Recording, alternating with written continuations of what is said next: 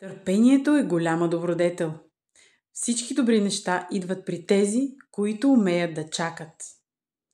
Това правило важи особено за процеса на проявление. Ако се питаш след всеки ритуал къде са моите пари, това означава, че вярата ти не е пълна.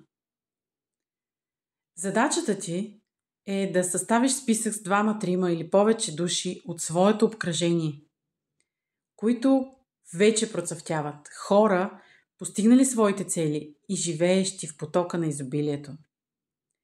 След това се замисли колко време им е било нужно и какъв път са извървели, за да стигнат до тук. А ако нямаш такива хора около себе си, какво можеш да направиш днес? Не пропускай новите 20 000 лева. Изхарчи ги символично, с увереност, че изобилието ти ще расте. Напиши в коментарите: имам всичко, което ми е нужно, и се довери на процеса.